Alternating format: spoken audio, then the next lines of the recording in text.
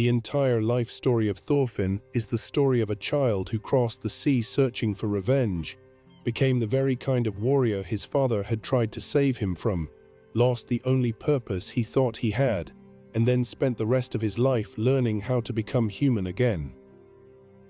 Thorfinn is born in Iceland near the beginning of the 11th century, in a settlement far removed from the great armies and royal courts that will later consume his childhood. His home is a modest one. The mountains are severe, the winters are long, and the sea is both a road and a threat. Life depends on work that rarely looks heroic. Boats must be repaired, animals must be fed, food must be stored before the cold arrives. The people around him understand that survival is built from ordinary tasks, repeated with patience. His mother, Helga, is gentle but not fragile. She has already lived through enough uncertainty to value the quiet life that her family has found. Thorfinn's older sister, Ylva, is practical, strong, and often far more interested in the work directly in front of her than in the dramatic dreams of her younger brother. To Thorfinn, however, the village can feel like the edge of the world. He looks at the ocean and imagines everything that might exist beyond it. The person who feeds that imagination is Leif Erikson. Whenever Leif returns from his journeys, the village gathers to hear him speak. He tells them about lands to the west where the winters are gentler, the earth is rich, and wild grapes grow. He calls that distant country Vinland. To the adults, these stories may sound like the proud exaggerations of a sailor. To Thorfinn, they are a door opening in the air. At this age, Vinland is not yet a political dream or a refuge from slavery. It is simply the place where adventure begins. Thorfinn's father, Thors, listens differently. To the people of the village, Thors is a dependable farmer and a quiet family man. He is physically enormous, but he does not use his size to dominate anyone. He speaks little, works hard, and rarely shows anger. The younger villagers do not know that he was once one of the most feared warriors in the north. They do not know that he fought among the Jomsvikings, an elite brotherhood that treated battle as both profession and identity. They do not know that men once called him the Troll of Jom. Thors has already lived the life Thorfinn thinks he wants. He has stood on crowded ships, carried weapons into foreign lands, and watched people fall at his feet. He has earned fame through strength. Then at some point he understood that victory did not make the dead less dead. He deserted the Jomsvikings, allowed the world to believe he had been killed, and disappeared with Helga to Iceland. What Thors wants for his son is not weakness. He wants to spare Thorfinn from the terrible education required to understand what strength actually means. Thorfinn is too young to see the difference. Like many children, he measures adulthood through the things adults refuse to let him do. Weapons are especially fascinating because they appear to hold an immediate form of authority. A sword can make people step aside. A dagger can turn a small body into a dangerous one. When Thorfinn finds his father's old weapons, he does not see the lives attached to them. He sees proof that the quiet man who raises him once belonged to a larger world. Thors catches him handling a blade and explains as simply as he can that Thorfinn has no enemies. No one does. There is nobody in the world whom he is meant to hurt. The idea is too large for a child who has grown up on stories of warriors. Thorfinn hears the words, but he does not yet possess the experiences that will give them weight. That is one of the quiet tragedies of his early life. Thors gives him the answer before Thorfinn understands the question. The peaceful years end when a ship arrives from Jomsborg. The man leading it is Floki, a commander of the Jomsvikings and someone who knows exactly who Thors used to be. War is spreading through England, and King Sweyn is calling warriors to join the Danish campaign. Desertion from the Jomsvikings is punishable by death, but Floki offers Thors a choice designed to look like an order. He can return to battle, or the village may suffer for hiding him. Thors understands that refusal would place everyone around him in danger. He agrees to go, though he has no intention of returning to the man he once was. The villagers are thrilled by the prospect of war. Young men who have never seen a battlefield imagine treasure, reputation, and stories they will tell for the rest of their lives. They prepare as if they are leaving for a festival. Thorfinn wants to join them. His desire is not only childish excitement. He has begun to suspect that his father possesses a secret life, and he wants to see it. He wants to discover why soldiers speak to Thors with fear and respect. Most of all, he wants to prove that he is not a child who must be left behind. Thors refuses. Thorfinn appears to accept the decision, then hides aboard the ship before it departs. By the time he is discovered, Iceland is already behind them. The voyage that follows carries Thorfinn out of childhood far more quickly than he could have imagined.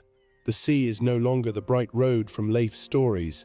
It is cold, exhausting, and indifferent. The men become hungry and irritable. Their ship is eventually forced to stop among the Faroe Islands, where steep cliffs close around a narrow stretch of water. It is the perfect place for an ambush. Floki has not merely ordered Thor's back into service, he has secretly hired Askeladd and his mercenary band to kill him. Floki fears Thor's, resents him, and views his survival as a threat to the balance of power inside the Jomsvikings. The order to rejoin the war was bait. The cliffs are where the trap closes. Askeladd is everything Thor's has tried not to be. He is clever, theatrical, and completely comfortable using other people's expectations against them. His men are raiders who understand loyalty mostly as a profitable arrangement. They attack from above, damage the Icelanders' ship, and prepare to slaughter everyone aboard. Then Thor's steps forward. For the first time, Thorfinn sees the full ability his father has hidden. Thor's moves with a speed that seems impossible for a man of his size. He crosses onto Askeladd's ship alone and defeats man after man without killing them. He breaks weapons, throws fighters aside, and controls the deck so completely that violence appears almost unnecessary in his hands. This is not the wild strength Thorfinn expected. It is disciplined strength, guided by the determination not to take life. Askeladd recognizes the difference immediately. He understands that Thor's could kill every man present if he chose. He also understands that Thor's will do almost anything to avoid it. The two men duel. Askeladd uses a sword. Thor's fights with the flat of a blade and with his bare hands, refusing every opportunity to finish the fight lethally. He defeats Askeladd and demands that the ambush end. For a moment it seems possible that honor will be enough. But Askeladd is not bound by the kind of honor Thorfinn has heard about in stories. He is bound by outcomes. Hidden archers reveal themselves along the cliffs. Their arrows are aimed at the Icelanders and at Thorfinn. Askeladd has lost the duel, but he still controls the situation. Thor's looks at his son and understands that his own life is now the only thing he can exchange for everyone else's. He agrees to die. The arrows strike him. Thorfinn watches his father remain standing through wounds that should have dropped him immediately. Thor's does not use his last moments to curse Askeladd. He does not ask Thorfinn to avenge him. His final act is still the protection of other people. He reminds the men of the agreement, places his faith in the possibility that even mercenaries may keep their word, and falls into the sea. For Thorfinn, the world changes shape in that instant. The boy who had listened to stories about warriors now sees the greatest warrior he has ever known murdered after winning. He does not understand his father's choice. To him, Thor's had the power to kill Askeladd. If he had used it, he might still be alive. The lesson Thor's intended becomes reversed inside Thorfinn's grief. Instead of understanding that true strength requires mercy, Thorfinn concludes that mercy allowed evil to survive. The Icelanders are released and begin the journey home. Thorfinn does not go with them. Somewhere in the chaos, he remains hidden aboard Askeladd's ship. This decision will consume more than a decade of his life. At first, Askeladd's men treat him as a strange inconvenience. He is a small, furious child stranded among killers. He attacks Askeladd whenever he gets the chance and is defeated almost without effort. Askeladd does not kill him. Partly this is amusement, partly it is curiosity. He has seen something unusual in both Thor's and his son, and he wants to know what shape the boy's anger will take. Thorfinn demands a fair duel. Askeladd tells him that if he wants the right to challenge the leader, he must earn it by working for the band. This creates the structure that will imprison Thorfinn for years. Askeladd gives him missions. Thorfinn completes them. His reward is another duel, another defeat, and another promise that the next opportunity might be different. The arrangement feels like progress because it always produces a next step. In reality, it is a circle. Thorfinn's first years with the band are years of hunger, cold, and rapid transformation. Nobody raises him, nobody teaches him gently. He learns by watching adults survive and by copying whatever keeps him alive. His small body becomes useful because he can move through spaces larger warriors cannot. He learns to fight with two short blades, relying on speed, balance, and sudden changes of direction.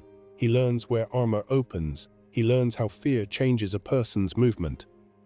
He learns that hesitation is often the difference between eating and dying.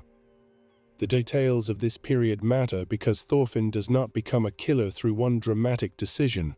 It happens through repetition. One raid becomes another. One mission becomes the price of one more duel.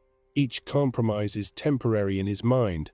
He tells himself that none of it defines him because all of it is being done for the single purpose of avenging his father. But years are built from temporary choices. Thorfinn grows into a teenager surrounded by men who measure worth through violence. He rarely joins their celebrations and does not share their appetite for wealth. This can make him look morally separate from them, but his isolation does not make him innocent. He scouts villages that will be attacked. He kills guards. He carries messages that help armies move. He becomes so efficient that Askeladd can use him for the missions no one else is likely to survive. Sometimes fragments of the child he was still appear. When he sees families destroyed by war, he may hesitate. When strangers show him kindness, he does not know how to receive it. In one English village, an elderly woman shelters him without understanding who he is. She feeds him and speaks to him as though he were simply a lost boy. Thorfinn cannot explain that the army approaching behind him is connected to his presence. When the attack comes, the old woman's trust becomes another memory he will later carry. At the time, he buries the feeling beneath the same promise. After Askeladd dies, everything will have meaning. That promise is what keeps him moving. It is also what prevents him from asking who he has become. By the year 1013, the Danish invasion of England has drawn Askeladd's band into a much larger conflict. Thorfinn is no longer the child hiding beneath a sail. He is compact, scarred, and terrifyingly capable. His hair has grown wild. His eyes carry the sleepless focus of someone who has kept the same hatred alive for years. Men twice his size underestimate him once and usually do not receive a second opportunity. Yet the stronger he becomes, the less likely he is to defeat Askeladd. The problem is not physical ability alone. Thorfinn fights Askeladd with all the rage he refuses to examine. Askeladd knows every wound inside him because he helped create them. He provokes Thorfinn, waits for anger to narrow his vision, and then controls the duel. Each loss leaves Thorfinn more furious, which makes the next loss easier to arrange. This is why the entire story of Thorfinn's revenge is also the story of a boy being trained by the man he wants to kill. Askeladd exploits him, but he also shapes him. He teaches Thorfinn to read terrain, anticipate deception, and survive among people more powerful than himself. He occasionally offers advice that sounds almost paternal, then immediately reminds Thorfinn that they are enemies. Their relationship cannot be described honestly with one word. Askeladd is his father's killer, his commander, his teacher, his captor, and the center of the life Thorfinn has chosen. The English campaign brings Thorfinn into contact with another legendary warrior, Thorkel the Tall. Thorkel is enormous, joyful, and almost completely devoted to battle. Unlike Thors, who discovered that violence emptied life of meaning, Thorkel believes combat is where life becomes meaningful. He laughs under arrow fire. He throws logs as weapons. He treats armies as invitations to play. When the Danes move against London, Thorkel fights for the English side, not because of deep political loyalty, but because defending the city offers the more interesting battle. Thorfinn is sent to confront him and nearly dies.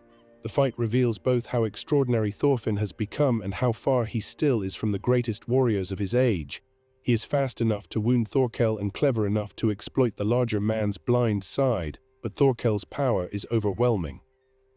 During their encounters, Thorkel recognizes something in Thorfinn's movement and face. He eventually realizes that the boy is Thor's son. To Thorkel, this is exciting. Thors was perhaps the only man he considered truly superior in battle. He remembers him not as a pacifist father, but as a magnificent warrior who abandoned the world where his strength could be celebrated.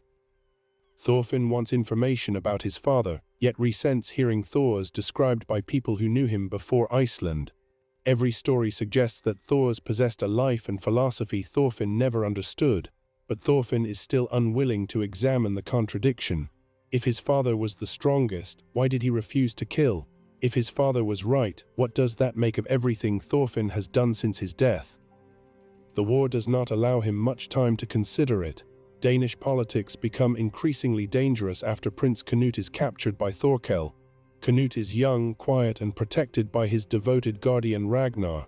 He appears almost too gentle for the world of kings. Many soldiers see him as weak. His father, King Sweyn, sees him as politically inconvenient. Askeladd is ordered to rescue the prince. He succeeds, but the rescue turns his band into a moving target. Thorkel pursues them. Winter closes roads. Villages become resources to be consumed. Every decision is shaped by the need to keep Canute alive long enough to reach safety. For Thorfinn, Canute is initially just another burden connected to Askeladd's plans. The prince seems incapable of defending himself and speaks with a softness that Thorfinn has learned to despise. Yet Canute's presence draws together the major questions that have been following Thorfinn since childhood. What is strength? What is love? Is power used to protect people still power if it requires killing them? Can a peaceful person survive among men who interpret kindness as weakness? These questions sharpen after Ragnar is killed. Askeladd arranges the death because he believes Canute will never become politically useful while Ragnar protects him from the world. It is one of Askeladd's coldest calculations. He removes the person who loves Canute most in order to force the prince to change. The plan succeeds, but not in a way anyone can completely control. Canute's grief is accompanied by a spiritual crisis.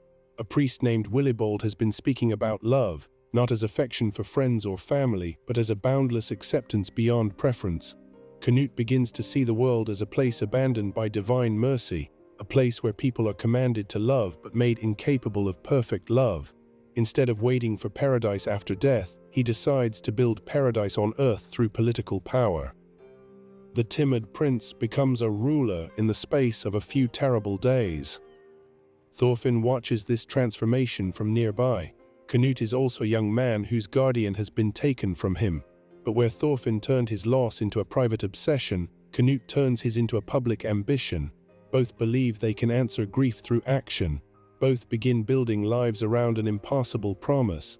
Their paths will continue to cross because they are trying to solve the same violent world from opposite directions. Askeladd's band eventually fractures under pressure. Some of his men decide that following him has become too dangerous and betray him. Bjorn, his oldest and most loyal companion, remains at his side. The betrayal strips away the illusion that this group was ever a family in the ordinary sense.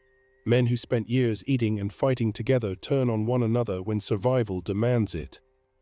Thorfinn remains with Askeladd, though he would never describe the choice as loyalty. He still needs Askeladd alive so that he can kill him properly. That explanation has become so familiar that it protects him from recognizing any attachment beneath it. After the crisis, Bjorn is mortally wounded. He asks Askeladd for a duel because he wants to die as a warrior and reach the paradise promised in Norse belief. The scene is quiet compared with the battles surrounding it. Askeladd grants the request, but his strike is imperfect, and Bjorn suffers before the end. In those final moments, Bjorn admits that he wanted to be Askeladd's friend. Askeladd, who has spent his life hiding behind contempt and calculation, tells him that he was his only friend. Thorfinn witnesses another bond revealed only at the moment it is destroyed. Soon afterward, he receives another duel with Askeladd. Once again, Askeladd defeats him by manipulating his anger, but this time the older man speaks more openly about the trap Thorfinn has built around himself. He asks how long Thorfinn intends to live this way. He suggests that the age of warriors like them will eventually end. He hints that Thorfinn should look beyond revenge and beyond the narrow world of the battlefield. Thorfinn cannot hear the warning. To accept it would mean admitting that the last 11 years have not brought him closer to his father. They have carried him in the opposite direction. The campaign reaches its decisive political crisis in York. King Sweyn intends to secure his rule and views both Canute and Wales as obstacles. Wales matters to Askeladd because his mother was Welsh. Beneath his Danish name and mercenary identity, Askeladd has always carried the belief that he is connected to the line of Artorius, a legendary savior who will one day return to protect his people. He has tolerated the Danes while secretly hating them, serving power while waiting for a chance to turn power against itself. Sweyn forces him into an impossible choice. If Askeladd protects Canute, Wales will be threatened. If he protects Wales, Canute may be killed, and the political future Askeladd has been constructing will collapse. Askeladd creates a third option by destroying himself. In the royal hall, he pretends to lose his mind. He declares his Welsh identity, kills King Sweyn, and turns the gathering into chaos. By presenting the act as madness, he prevents Wales from being blamed as part of a conspiracy. By killing the king, he clears Canute's path to power. And by making himself the obvious enemy, he gives Canute the opportunity to strike him down publicly and appear decisive before the nobles. Canute understands. He kills Askeladd. Thorfinn arrives too late. For 11 years, he has imagined Askeladd's death in precise emotional terms. It would happen in a duel. Askeladd would finally recognize him as the better warrior. Thor's would be avenged. The pain inside Thorfinn would resolve into something clean. Instead, Askeladd dies for reasons Thorfinn barely understands, by another man's hand, while looking toward a future that does not include him. Thorfinn rushes forward and holds the dying man. Askeladd's last instruction is not an apology. He tells Thorfinn to move on, to become a true warrior, and to go farther than Thor's went. Even at the end, he refuses to give Thorfinn the simple hatred he wants. Then he is gone. The effect is not relief, it is emptiness. Thorfinn attacks Canute in blind rage and cuts his face. He is restrained before he can do more. The prince he once dismissed as weak now stands above him as the new center of political power. Thorfinn, who spent his youth becoming one of the deadliest fighters in England, has no answer when asked what he will do next. His revenge was never a road, it was a room. With Askeladd's death, the walls disappear and Thorfinn discovers that he has no idea where he is. He is sold into slavery. This transition can feel abrupt because the first part of Thorfinn's life is filled with armies, duels, kings, and legendary warriors. The next part begins in a field, yet this is where his life truly changes. Battle made him more efficient. Slavery forces him to become aware. A year after Askeladd's death, Thorfinn is working on the farm of a wealthy Danish landowner named Ketil. His hair is longer, his body is older, and almost all visible anger has vanished. This is not peace, it is collapse. He completes the work placed before him because nothing else remains. He does not resist insults, he does not defend himself. When he sleeps, he is pulled into nightmares he cannot fully remember. Ketil's farm is not the worst place a slave could be sent, but that fact does not make slavery humane. Ketil presents himself as a kind master and offers certain slaves the possibility of buying their freedom through labor. Thorfinn is told that he can clear and cultivate a section of forest. Once the value of the land equals his purchase price, he may become free. The work gives him a direction, but initially no purpose. He cuts trees, removes roots, and turns soil with the same blank endurance he once used to follow Askeladd's orders. Then Einar arrives. Einar is a young farmer from northern England. Raiders destroyed his village, killed members of his family, and sold him into slavery. Unlike Thorfinn, he has not become emotionally empty. He is angry, expressive, frightened, and deeply attached to the idea that farming matters. He knows what it means to coax food from difficult ground. He understands the difference between land treated as property and land cared for as a living responsibility. Ketil assigns Einar to work beside Thorfinn. Their first interactions are awkward. Einar is disturbed by Thorfinn's silence and cannot understand why he seems so indifferent to being enslaved. When he learns that Thorfinn once fought with the very kind of raiders who destroyed his home, the possibility of friendship becomes even more complicated. One night, Einar considers strangling him. Thorfinn does not fight back. Somewhere inside his numbness, he appears almost willing to die, but Einar cannot do it. His anger is real, yet so is his ability to see the exhausted person in front of him. That decision becomes the beginning of the most important friendship of Thorfinn's life. Einar does not rescue Thorfinn through a grand speech. He brings him back through ordinary companionship. They work beside each other. They argue with retainers who damage their field. They share food. They learn how to cut through roots without exhausting themselves. They watch seasons change over land that slowly becomes capable of supporting life. For the first time since Iceland, Thorfinn's hands are creating something. The difference unsettles him. A field remembers effort differently from a battlefield. Violence transforms a place instantly. Farming changes it slowly. A warrior can destroy in a moment what a farmer spent months building. Thorfinn begins to understand why Einar's grief is so deep. He has burned places like the home Einar lost. He has treated years of other people's labor as scenery around a mission. His nightmares become more vivid. In them, he falls from a peaceful height into a landscape of corpses. The dead cling to him. Their faces are not always people he remembers individually, but that is part of the horror. He killed so many that some were never allowed to become people in his mind. At the bottom of this dream is a world where warriors continue fighting forever. Askeladd appears there, still sharp-tongued, still unwilling to let Thorfinn surrender to self-pity. He tells him in essence that recognizing his sins is not enough. If Thorfinn has filled a space with the dead, then he must climb while carrying them. He must build more than he destroyed. When Thorfinn wakes, Einar is beside him. Thorfinn finally speaks openly about his past. He admits that he has killed people, burned villages, and helped create the suffering that reached Einar's family. He cannot ask for forgiveness as though it were something owed. He can only say that he is sorry and that he does not want to hurt anyone again. Einar accepts the confession without pretending the past has disappeared. Their friendship becomes stronger because it now includes the truth. Thorfinn makes a vow. He will abandon violence. He will not strike another person. He will become someone who can answer conflict without returning to the easiest skill he possesses. This vow is sometimes misunderstood as the moment Thorfinn becomes harmless. In reality, it is the moment his most difficult struggle begins. Fighting is simple for him. It has been trained into his body since childhood.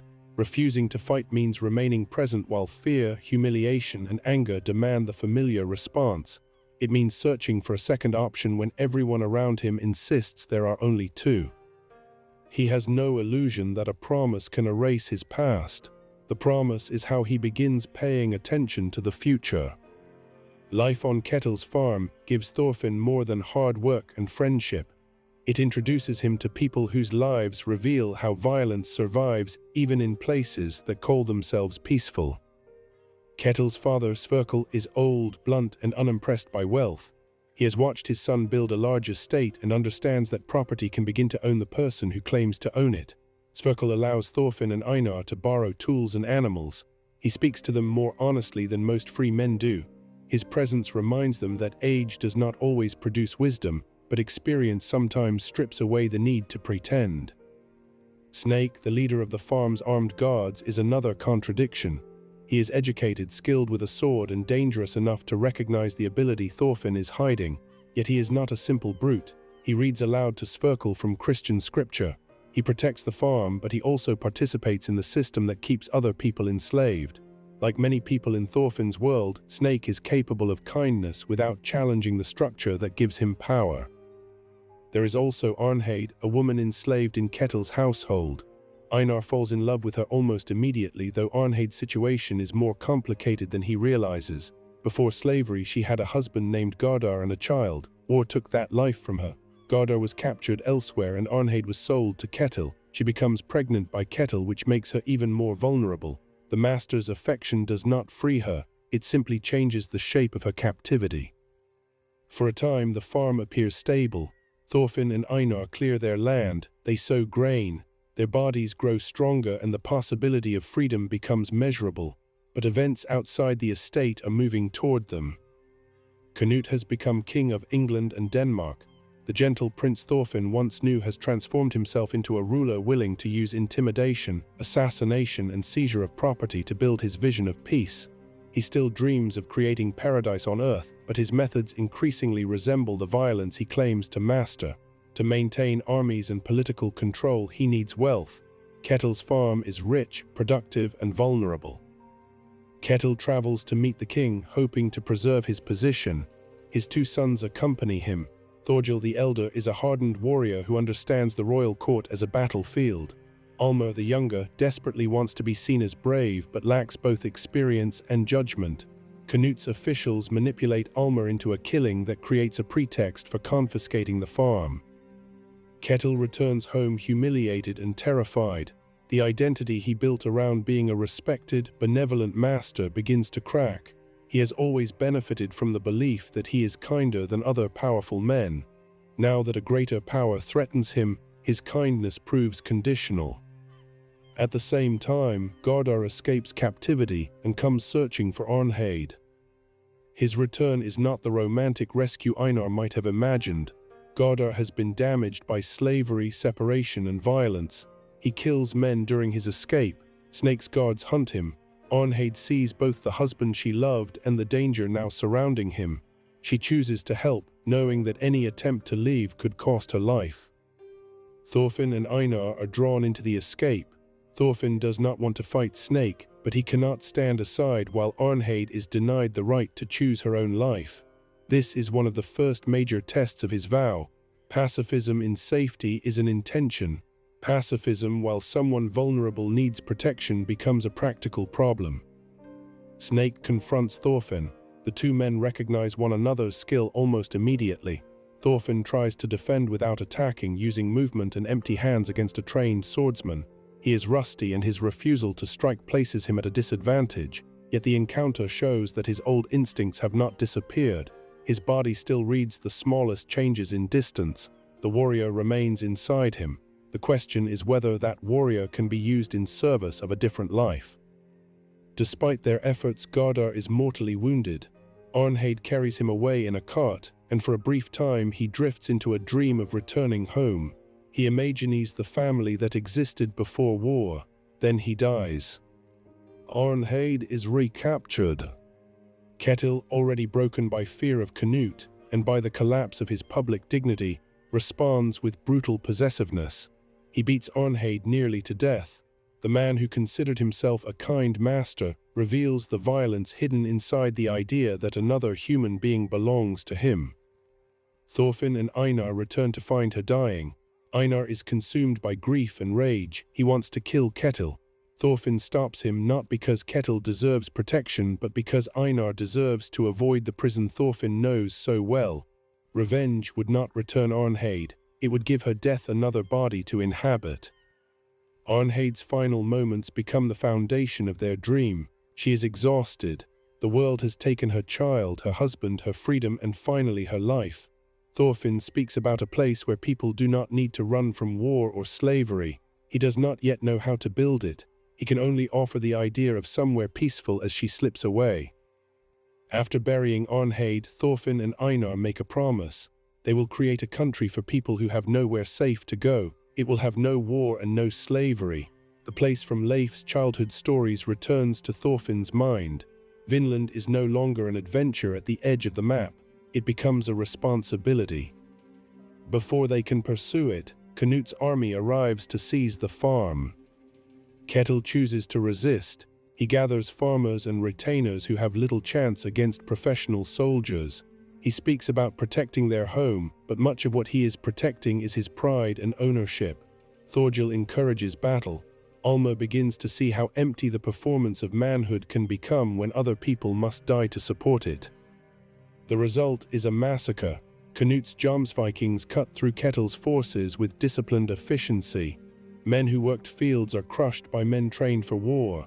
Thorfinn sees again how quickly a peaceful landscape can be converted into a battlefield. He decides to speak directly to Canute. To reach the king, Thorfinn must pass Canute's guards. A warrior named Drought agrees to let him through if Thorfinn can endure 100 punches without falling or striking back. The demand is meant as mockery. To the soldiers, a man unwilling to fight is not serious enough to meet a king. Thorfinn accepts. Each blow tests more than his endurance. The The crowd expects the old rules to reassert themselves. At some point, pain should become anger. Anger should become retaliation. Retaliation would prove that everyone is the same underneath. Thorfinn remains standing. As the punches continue, the laughter fades. The soldiers begin to understand that restraint can require more courage than attack. Thorfinn is not accepting pain because he cannot prevent it. He is choosing pain because he believes conversation may save more lives than victory. When drought finally stops, Thorfinn is battered almost beyond recognition, but he has earned an audience. Canute barely recognizes him.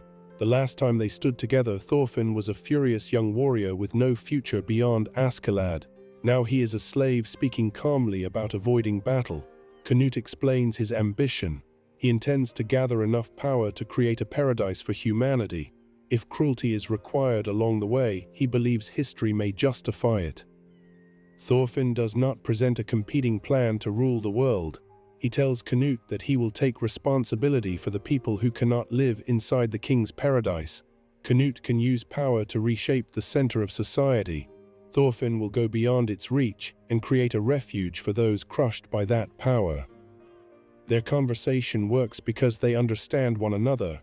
Canute knows Thorfinn is not naive about violence. Thorfinn knows Canute is not simply greedy. Both have seen the world's cruelty. Their disagreement is about what tools can build a better one. Canute laughs not because the dream is foolish, but because Thorfinn's answer releases him from an impossible contradiction. Here is one person refusing to become another rival king. Here is someone attempting a path Canute cannot take. The king withdraws from the farm. Thorfinn and Einar receive their freedom. Their years of labor had nearly earned it already, but freedom now arrives in the aftermath of loss. They visit Arnheid's grave and repeat the promise that her suffering will not be forgotten. Then Leif Erikson, who has spent years searching for Thorfinn, prepares to take them home. The return to Iceland is one of the quietest and most emotionally important passages in Thorfinn's life. He left as a child hiding on his father's ship. He returns as a grown man carrying scars his family cannot see. Ylva initially refuses to believe he is her brother. The boy she remembers vanished more than a decade earlier. The exhausted stranger standing before her seems like one more sailor making an absurd claim. She strikes him with enough force to demonstrate that the strength of Thor's family did not belong only to its men. Helga recognizes him.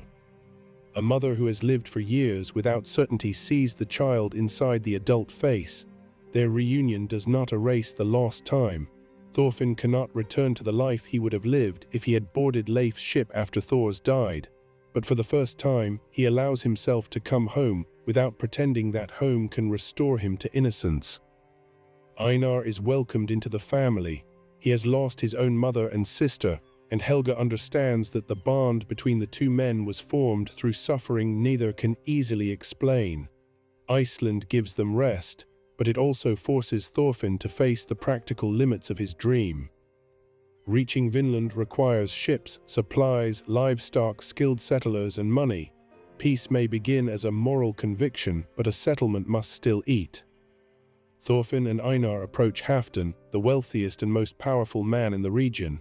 Halfdan lends money, controls land, and enforces agreements with a heavy chain he wears as both tool and symbol.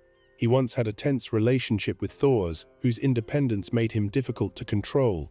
Halfdan is not impressed by vague idealism. If Thorfinn wants support, he must prove the expedition can function economically. A plan is formed. Thorfinn and Einar will travel east and sell narwhal horns in Greece, where the rare material can bring an enormous price. The profits will fund the Vinland settlement. The route is long and dangerous, but it turns the dream into a sequence of possible actions. Around this time, Thorfinn meets Gudrid. Gudrid is connected to Leif's family and has been prepared for a life she does not want. She is expected to marry Halfdan's son, Sigurd. The arrangement is practical and respectable by the standards of their society. Gudrid, however, wants to sail. She wants to see the world beyond Iceland and refuses to accept that curiosity belongs only to men. Her earlier attempt at marriage ended with the death of her first husband on their wedding night. Now others speak about her future as though stability should be enough. Gudrid knows that a comfortable cage remains a cage. On the night of her wedding to Sigurd, she escapes and finds her way onto Leif's ship. Sigurd follows, wounded in pride and determined to bring her back. His pursuit begins as the performance of an offended husband, but it eventually becomes part of his own transformation. Like Thorfinn, Sigurd has inherited an idea of manhood that he has never seriously examined. The Eastern expedition gathers a strange family. There is Thorfinn, the former warrior who refuses to fight; Einar, the farmer who shares the dream of Vinland; Leif, old but still drawn toward the horizon; Bugeyes, the young man Leif once mistook for Thorfinn and later adopted; Gudrid, determined to claim a life at sea; and soon a baby named Karli. They find Karli after violence has destroyed another household. The child's family has been killed in a feud, leaving him with no one but a dog. Thorfinn sees an echo of himself, a child surrounded by the consequences of adult hatred. He refuses to leave Karli behind. This choice reveals how much Thorfinn has changed. As a boy, he followed violence because grief convinced him that revenge was the only bond remaining between him and his father. As an adult, he responds to another orphan by creating a bond that does not demand revenge. He becomes responsible for Karli before he feels prepared to be a father. Gudrid helps care for the child, and their growing partnership gives Thorfinn something he has rarely allowed himself to imagine: a future shaped by affection rather than atonement alone. But his past is still traveling with him. In Norway, the group encounters a hunter named Hild. She is intelligent, patient, and extraordinarily skilled with a crossbow of her own design. She saves Thorfinn from a bear, then recognizes his face. Years earlier, Thorfinn traveled with Askeladd's band through her village. He killed her father and helped destroy her home. To Hild, Thorfinn is not a legendary figure who has undergone a moving transformation. He is the man who arrived from the sea and ended her childhood. His remorse cannot restore the dead. His dream of Vinland does not change the fact that she learned to hunt because he made survival necessary. She prepares to kill him. Thorfinn does not deny what he did. He does not explain that he was young, manipulated, or consumed by revenge. Those things may be true, but they do not reduce Hild's loss. He accepts that she has the right to hate him. Einar and the others plead for his life. They tell Hild about the person he has become and the country he is trying to build. Hild agrees to postpone her revenge. She will travel with him and judge whether his actions match his words. If he abandons the path of peace, she will kill him. Hild becomes the living presence of Thorfinn's past. She is not a punishment imposed from outside. She is accountability walking beside him. Every peaceful decision must now be made in front of someone who knows exactly what his violence cost. Their journey continues east, but war once again begins gathering around Thorfinn. The Jomsvikings have not forgotten the son of Thors. Floki has not forgotten him either, and somewhere ahead, the truth about his father's death is waiting to test whether Thorfinn's vow can survive the one hatred he never fully released. The eastern journey is supposed to be a commercial expedition. Thorfinn wants to travel to Greece, sell the narwhal horns, return with enough wealth to finance Vinland, and avoid every conflict that does not belong to him. But a person cannot always decide whether the past considers itself finished. Across the Baltic world, the Jomsvikings are approaching a succession crisis. Their aging leader has died, and factions are competing to determine who will control the fortress of Jomsborg and the thousands of warriors attached to it. Floki supports his young grandson Balder, believing that leadership through the boy will allow him to preserve his own power. Another commander, Van, opposes him and argues that Thorfinn, the son of Thors, has the stronger claim. Thorfinn wants no part of this inheritance. The title means command over the institution his father abandoned. Accepting it would turn Thor's bloodline into a justification for more war. Yet the Jomsvikings do not view refusal as a final answer. To men who organize the world through power, a person with legitimate power who refuses to use it is still dangerous. Sigurd's pursuit also continues. He travels with companions who are loyal to him, though their loyalty often resembles friendship more than military discipline. He tells himself that he must recover Gudrid to defend his honor. Over time, the journey exposes how little of that honor belongs to him. His father arranged the marriage. Society told him what a husband should control. Gudrid's escape injured an identity Sigurd had accepted without building. The expedition is further complicated by Garm, a young warrior whose relationship with violence is almost playful. Garm is lean, fast, and fascinated by strong opponents. He does not need the political ambitions of Floki or the joyful appetite of Thorkel. He fights because combat gives him immediate clarity. Other people's plans interest him only when they lead towards someone worth challenging. When Garm learns about Thorfinn's ability, he becomes determined to force him into a real fight. Thorfinn's refusal makes him more interesting, not less. A warrior who will not fight is a locked door, and Garm enjoys finding ways to open it. He kidnaps members of Thorfinn's group and uses them as bait. The peaceful journey becomes entangled with the struggle for Jomsborg. Thorfinn cannot simply walk away because the people he loves have been taken. Once again, his vow must function in a situation designed to make it impossible. This is a recurring pattern in his adult life. Thorfinn rarely faces a choice between peaceful action and obviously unnecessary violence. He faces situations in which violence appears faster, safer, and more responsible. Someone is threatened. Time is limited. The opponent refuses conversation. Every circumstance tells him that his old skills are the practical answer. He does not always remain perfectly calm. Pacifism has not removed anger from him. It has made him responsible for what anger becomes. Inside the growing conflict, Thorfinn learns the truth he has avoided since childhood. Floki hired Askeladd to kill Thors. For years, Askeladd held the entire shape of Thorfinn's hatred. Floki existed at the edge of the memory as a Jomsviking commander connected to his father's final voyage. Now Thorfinn understands that Askeladd was the weapon, not the person who chose the target. The revelation opens the oldest wound in him. His body moves before his principles can catch up. He finds Floki and nearly kills him. For a moment, adult Thorfinn disappears, and the child on the Faroe Islands returns. He sees the man responsible for the arrows.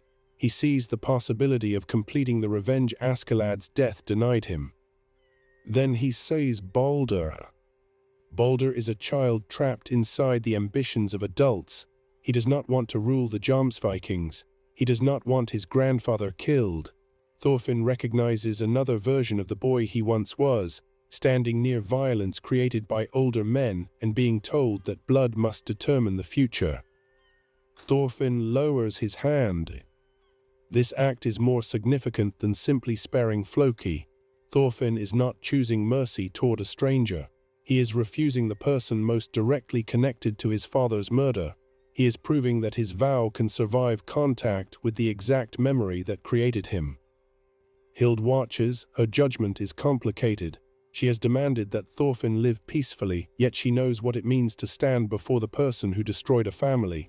If Thorfinn can spare Floki, then the claim that people can change becomes harder for her to dismiss. At the same time, his decision does not obligate her to forgive him. Mercy cannot be demanded in exchange for demonstrating mercy elsewhere. The struggle over Jomsborg continues. Van is killed before Thorkel can enjoy the battle he expected. Garm clashes with Thorkel, and the two warriors find in each other the kind of opponent they have been seeking. Their fight has none of Thorfinn's moral hesitation. It is destructive, exhilarating, and almost friendly in its mutual recognition. Thorfinn eventually confronts Garm by using lessons learned from Askeladd. He understands that Garm, like his younger self, can be controlled through provocation. Instead of meeting speed with greater violence, Thorfinn manipulates the rhythm of the encounter. He draws Garm into anger, predicts the attack, and defeats him without killing him. The victory demonstrates a subtle change. Thorfinn has not erased everything Askeladd taught him. He has reclaimed those lessons. Strategy, movement, and knowledge of human weakness no longer belong exclusively to the life of a raider. They can be used to end a fight rather than win one through death. In the chaos surrounding Jomsborg, Thorfinn is temporarily placed in a position of leadership. The title that others wanted to use as a reason for civil war becomes a tool he can use to stop it. He orders the Jomsvikings disbanded. For generations, the Brotherhood represented an ideal of warrior life. Its men were feared, employed by kings, and bound by rules that transformed killing into identity. Thors escaped it personally. Thorfinn goes further by dissolving the institution itself. The decision infuriates people who believe the Jomsvikings gave their lives purpose. It also releases men who never imagined another life was available. Thorfinn cannot decide what each of them will become. He can only remove the structure that told them violence was the only honorable answer. Floki is spared and sent away with Balder. The mercy is imperfect, as mercy often is. Floki does not become innocent. Thorfinn does not suddenly feel affection toward him. He simply refuses to make Balder inherit a new revenge. Thorkel still wants the duel Thorfinn once promised. To Thorkel, a promise between warriors has value regardless of how much one person has changed. Thorfinn is prepared to face the situation, but Gudrid intervenes. She challenges the assumptions beneath the duel and helps redirect Thorkel's attention. Her role is important because Thorfinn's peaceful life is no longer something he must defend alone. The people around him are learning to create alternatives with him. Sigurd's journey reaches its own turning point. He has pursued Gudrid across seas, suffered humiliation, and witnessed men destroy themselves for pride.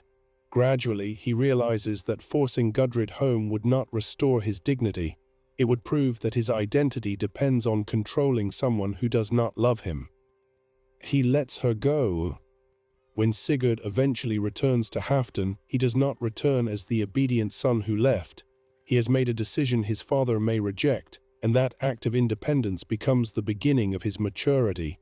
His path mirrors Thorfinn's in a smaller way. Both men must separate strength from domination. Both must disappoint the version of manhood handed to them. Thorfinn, Einar, Gudrid, Leif, Bugeyes, Hild, Karli, and the others are finally able to continue toward Greece. Much of the Greek journey passes outside the main story. This absence is fitting. Not every meaningful period of life arrives as a crisis. They travel, trade the narwhal horns, and spend years building the resources required for Vinland. During that time, the relationships inside the group deepen. Gudrid's love for Thorfinn becomes explicit. Thorfinn, who has spent so much of his life believing that his future must be a payment for his past, slowly accepts that he is allowed to receive love as well as provide protection. They marry. Together, Thorfinn and Gudrid raise Karli as their son. Fatherhood gives Thorfinn a new relationship with the memory of Thors. He can no longer see his father only as the warrior who died. He begins to understand the daily courage required to care for a child while knowing that the world cannot be made completely safe. Karli is lively, curious, and surrounded by adults whose histories he does not fully understand. To him, Thorfinn is not the feared boy from England or the slave from Ketil's farm. He is simply his father. That ordinary relationship may be one of the greatest gifts Thorfinn receives. 2 years after departing, the expedition returns to Iceland with wealth from the trade. Leif is older. The others have changed. Thorfinn returns not as a lost son this time, but as a husband, father, and leader carrying a plan.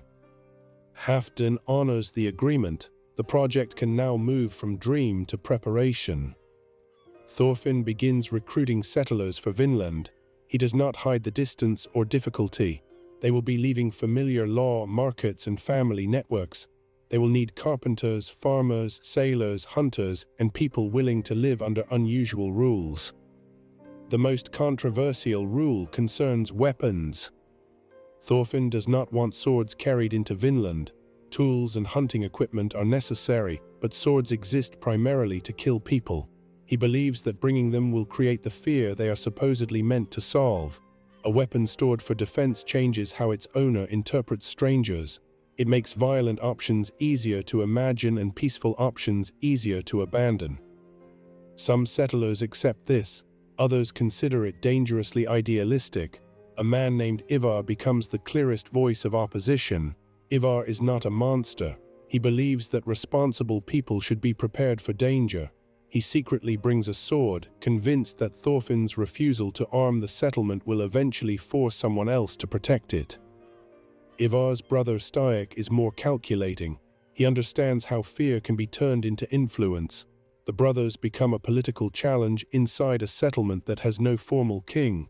Thorfinn's authority depends largely on trust, and trust can weaken when people imagine threats he refuses to answer in familiar ways. Cordelia also joins the expedition. She is the child of Thorkel and possesses his extraordinary size and strength, but not his appetite for battle. Cordelia has suffered because other people believe her body determines the role she should play. Vinland offers the possibility of living beyond those expectations. Her presence reinforces the purpose of the settlement. It is meant for people who cannot breathe freely inside the structures they inherited. Before the western voyage, Thorfinn and Einar travel through the settlements gathering supplies and support. They speak about fields, homes, and a society without slavery. The dream attracts people for different reasons. Some want escape, some want land, some admire Thorfinn, some simply believe the West may offer opportunity. This variety matters. A community cannot be built only from people who share one man's philosophy. It will contain fear, ambition, generosity, impatience, and contradiction. Thorfinn is not sailing with perfect followers. He is sailing with human beings. The ships leave Iceland and move toward Greenland, then farther west. Every stage carries Thorfinn deeper into the landscape of Leif's stories. He passes the boundaries that once existed only in childhood imagination. Leif has spent much of his life trying to connect people to Vinland. Now age and exhaustion limit how much of the final expedition he can share.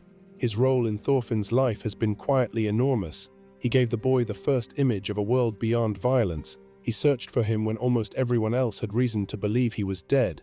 He helped bring him home, and he continued treating Vinland as real until Thorfinn was capable of understanding what the place might mean. The expedition establishes a temporary base and explores the coast. They travel through lands the Norse call Helluland and Markland before reaching the region where they hope to settle. The forests appear endless compared with Iceland. Rivers carry fresh water. The soil offers the possibility of grain. For a brief time, the physical land seems to match the dream. They name their settlement Arnheid Village. The name transforms memory into commitment. Arnheid never reaches Vinland, but the village exists because she could not find safety in the old world. Every home raised there is meant to answer the suffering that ended her life. Thorfinn and Einar stand on the soil they promised to reach. Yet arrival is not fulfillment. The most difficult part of the dream begins after the ships stop moving. Arnheid village begins with the sound of axes, saws, and people learning the shape of a new home.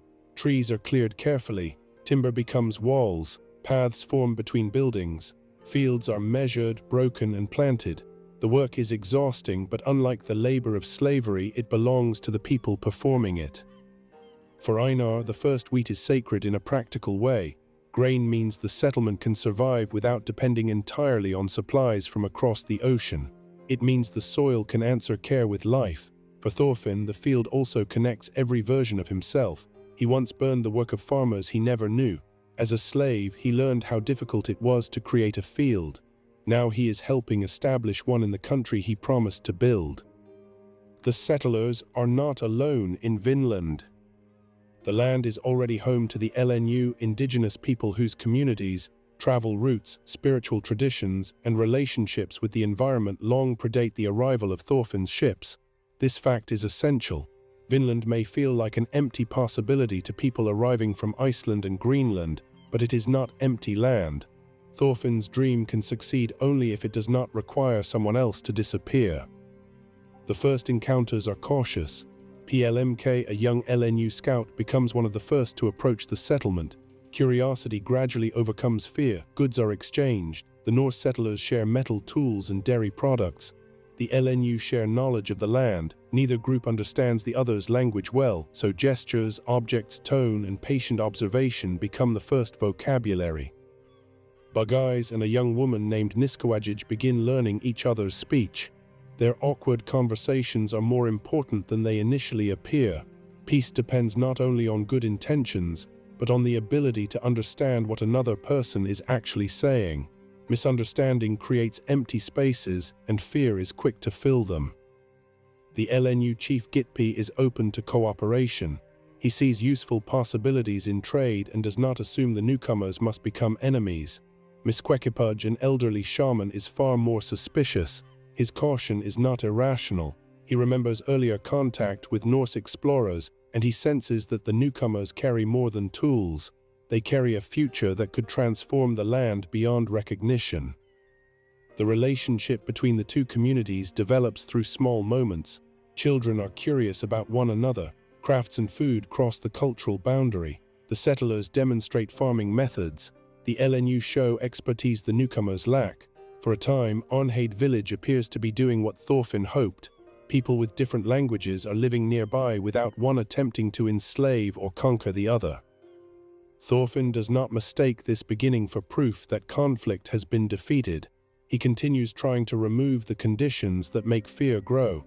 He opposes fortifications that would make the settlement resemble an invading military camp. He maintains the ban on swords. He insists that disputes be addressed before they harden into factions. His approach frustrates Ivar. To Ivar, Thorfinn's reputation makes his refusal especially confusing. Here is a man who clearly knows how dangerous the world can be, yet chooses to leave the settlement vulnerable. Ivar believes that strength displayed early can prevent violence later. If the LNU know the Norse possess superior weapons, perhaps they will never attack. Thorfinn believes the opposite. Once a weapon enters the relationship, every disagreement begins to orbit it. The disagreement is not only about a sword, it is about the meaning of leadership. Thorfinn leads through trust, example, and persuasion. Ivar believes a leader must be willing to compel obedience when danger arrives. Stayek notices that the settlement's uncertainty can increase their influence. Fear becomes a political resource. Meanwhile, Thorfinn's personal life contains a piece he once could not imagine. Gudrid is pregnant. Carly is growing older. The boy plays, asks questions, and absorbs the settlement's ideals without fully understanding the history behind them. Thorfinn is surrounded by people who know his past and still entrust him with their future. Then Hild forgives him. The moment arrives after she watches him spend years living under the promise he made. She has seen him refuse revenge against Floki. She has watched him raise Carly, protect strangers, and build rather than destroy. She has kept the right to kill him as a form of control over the person who once left her powerless. When she finally tells Thorfinn that she forgives him, he breaks down. Forgiveness does not mean Hild has decided the deaths no longer matter. It does not mean Thorfinn has repaid an exact debt. It means she has judged the person in front of her and chosen not to let the worst thing he did define every possible future between them. For Thorfinn, this is almost unbearable. He has learned to carry guilt as proof that he has not forgotten his victims. Hild's forgiveness does not remove that responsibility, but it allows him to understand that accountability and hope can exist together. The settlement's most beautiful period is also the period when the conditions of disaster begin assembling. Disease appears among the LNU. The Norse settlers carry illnesses to which they have some resistance, but local communities do not. People become sick and die without understanding the source. From the LNU perspective, the newcomers have arrived with invisible death. No peaceful intention can change the biological reality. Thorfinn has not chosen to spread sickness, but the consequences of the settlement are not limited to what he intended. This becomes one of the most painful lessons of Vinland. A person can arrive without hatred and still cause harm. Moral sincerity does not cancel material effects. Misquekipudge's fear deepens. During a ritual vision, he sees images of the distant future. Forests cut down, animals slaughtered, cities covering the land, weapons beyond comprehension, and generations of indigenous people displaced by newcomers from across the ocean. Whether understood as prophecy, nightmare, or the story's way of allowing history to enter the present, the vision convinces him that the settlement is the beginning of catastrophe. From his perspective, driving the Norse away is not aggression. It is protection of everyone who will come after him. Thorfinn cannot see the vision. He sees only an elderly man whose suspicion is growing despite every attempt at friendship. This difference in knowledge creates a tragedy neither side can easily solve. Thorfinn judges the settlement by its present behavior. Misquequipudge judges it by the future it may open. Tension increases over land and resources. The Norse clear forests and establish permanent fields, changing spaces the LNU use seasonally. The newcomers think in terms of settled boundaries. The LNU relationship with the land is organized differently. What appears unused to one group may already have meaning and purpose to another. Communication improves, but translation cannot erase incompatible expectations. Even people who understand the same words may not attach the same history to them. Misquequipudge eventually confronts Thorfinn. In a moment charged with fear, he moves toward him with a weapon. Thorfinn believes he can avoid the attack and calm the situation. Ivar sees only a threat to the settlement's leader. He draws the sword he secretly brought to Vinland and cuts off Misquequipudge's hand. The act changes everything. Ivar believes he has saved Thorfinn. Some settlers agree. They point to the weapon in the shaman's hand and describe the response as self-defense. Thorfinn immediately tries to stop the bleeding. Hild sees the larger consequence. Regardless of intention, the LNU leave as the injured side. They have now seen the power of a metal sword and the willingness of the settlers to use it. The sword becomes proof for every fear Misquequipudge expressed. The Norse may speak about peace, but they possess weapons capable of changing the balance between communities. The settlers may insist that Ivar acted alone, but from outside Arnheid village, internal disagreements are difficult to distinguish. Thorfinn is furious, yet fury cannot reverse the cut. His authority weakens because the central rule of the settlement has been broken at the exact moment it mattered most. Some LNU warriors begin preparing to drive the settlers away. Muin and others are influenced by the warning that delay will make the newcomers impossible to remove. The Norse settlers hear rumors and begin imagining an attack. Each side interprets the other's preparation as confirmation that preparation was necessary. This is how conflict becomes self-protecting. Fear produces defensive action.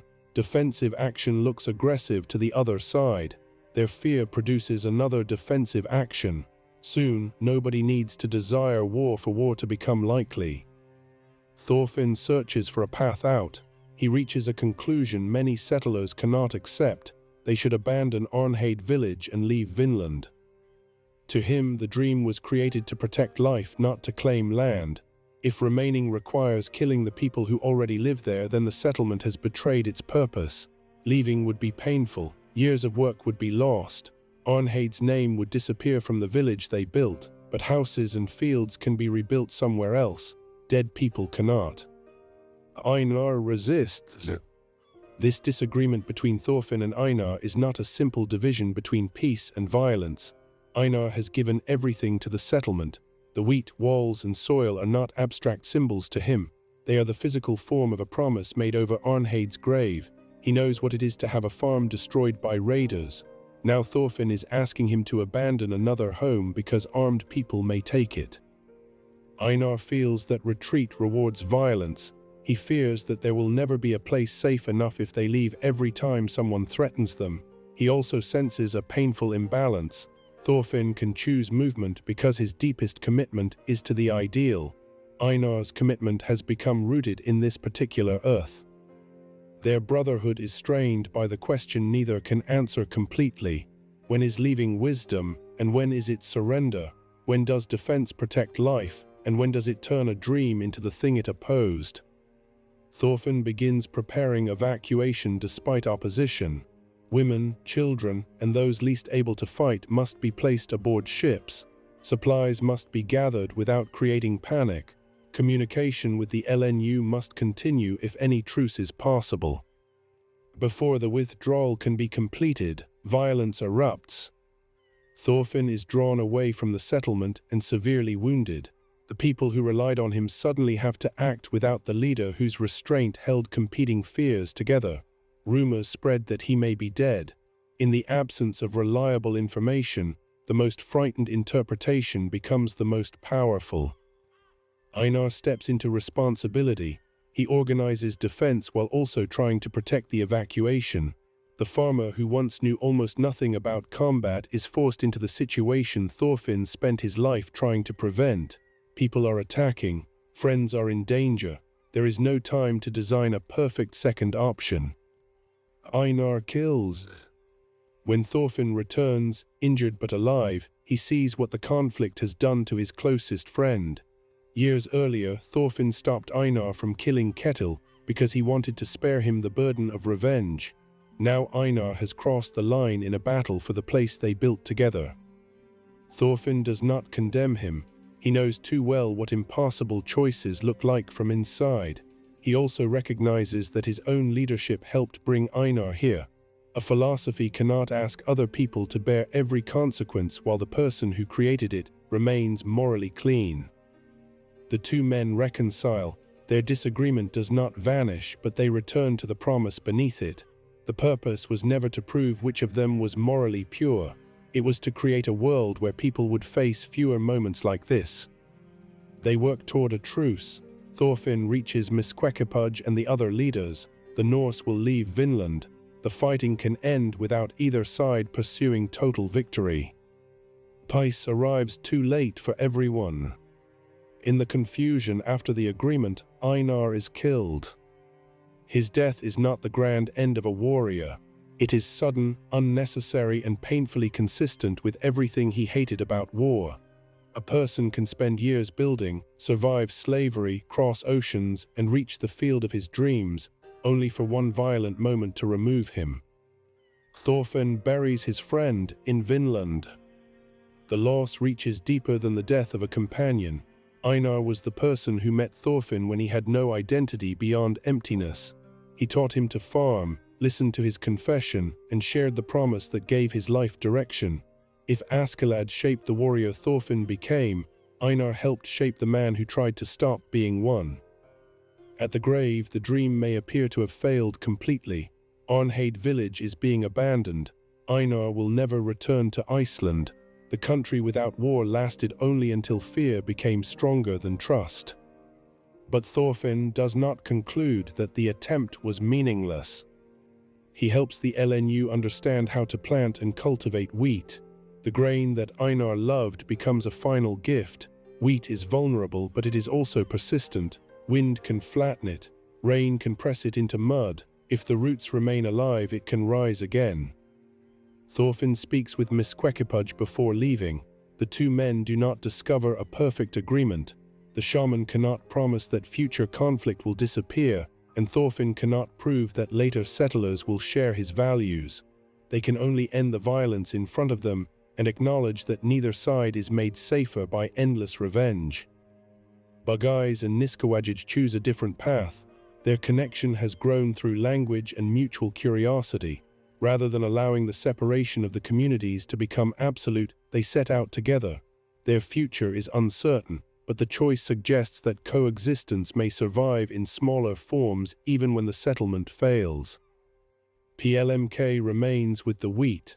A former warrior takes responsibility for nurturing the life the settlers leave behind.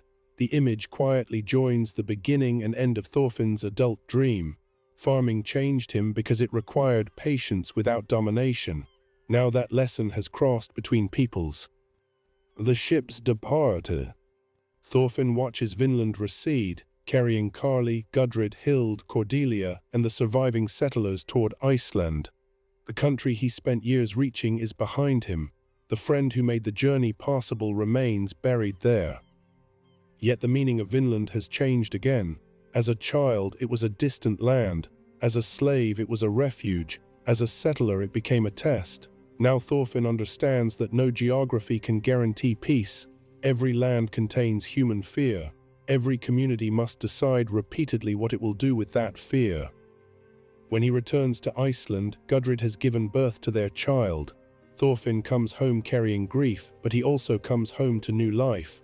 The ending does not reward him with proof that his philosophy conquered history. It gives him a family, a memory, and another opportunity to continue. Carly looks toward the future with the faith of someone young enough to believe that people can try again.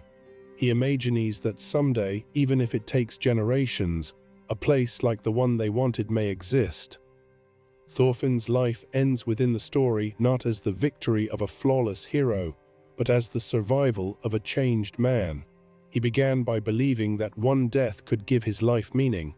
He ends understanding that meaning is created through the lives people choose to protect. Looking across the entire life story of Thorfinn, it is tempting to describe him as two different people. There is the young warrior who lives for revenge, and there is the adult pacifist who refuses to carry a sword. The contrast is so dramatic that the second can seem like a replacement for the first. But Thorfinn's life becomes more meaningful when the two are understood as the same person. The adult does not emerge because the warrior disappears. He emerges because Thorfinn finally looks directly at what the warrior did. His speed, alertness, endurance, and understanding of violent people remain with him. Even his anger remains. What changes is the purpose those qualities serve. As a child, Thorfinn believes strength means making the world obey his pain. If he becomes strong enough, Askeladd will have to duel him. If he wins the duel, the past will be corrected.